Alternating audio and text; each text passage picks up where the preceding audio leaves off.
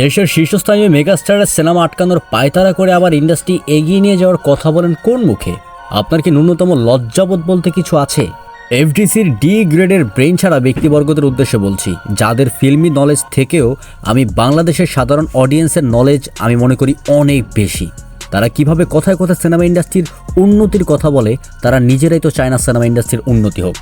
তারা নিজেরাই চায় বাংলাদেশের সিনেমা বলে কিছু না থাকুক। তাদের কর্মকাণ্ডে তো তাই প্রমাণিত হয়। প্রতি বছর একই সিন্ডিকেট, একই কাহিনী, একই নাটক। যেখানে দেশের শীর্ষক স্টারের মুভিকে সর্বোচ্চ ফেসিলিটি দিয়ে রিলিজ দেওয়ার কথা, কারণ শীর্ষক সুপারস্টারের মুভি বিজনেস করার পাওয়ার বেশি থাকে, যেটা অন্য সিনেমায় থাকে না। কিন্তু তারা শীর্ষ সুপারস্টারের মুভি আটকানোর জন্যই উঠে পড়ে লেগে আছে। একবার দুইবার নয়, বারংবার একই কাহিনী হয়েছে। এবং এই ঈদেও বরবাদ যদি রিলিজ না হয়, মিনিমাম 50 কোটি টাকা লস খাবে বাংলা চলচ্চিত্র ইন্ডাস্ট্রি। কারণ অ্যাটলিস্ট হল যদি খোলা থাকে, বরবাদ 50 কোটি টাকা বিজনেস করার হ্যাডাম রাখে।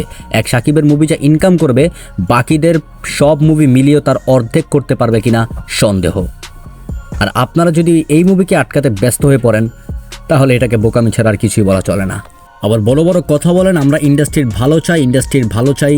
ইন্ডাস্ট্রি যদি ভালোই চাইতেন, ইন্ডাস্ট্রি নিয়ে যদি এতই ভাবতেন, তাহলে প্রতি বছর এইসব নোংরামি করতেন না। নেক্সট টাইম সিনেমা ইন্ডাস্ট্রির উন্নতি নিয়ে কথা বলার আগে কয়েকবার ভেবে কথা বলবেন, কারণ আপনারা নিজেরাই ঠিক না, আপনারা নিজেরাই উন্নতি চান না।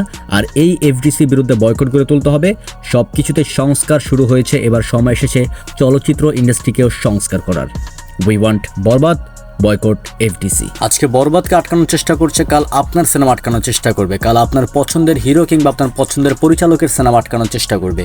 সেজন্য সবাই একসাথে একজোট হয়ে এই ইন্ডাস্ট্রিকে বাঁচিয়ে রাখুন। ভয়েস অফ বাজ, আমি আয়ন খান আজকের মতো এখান থেকে বিদায় নিচ্ছি। আল্লাহ হাফেজ।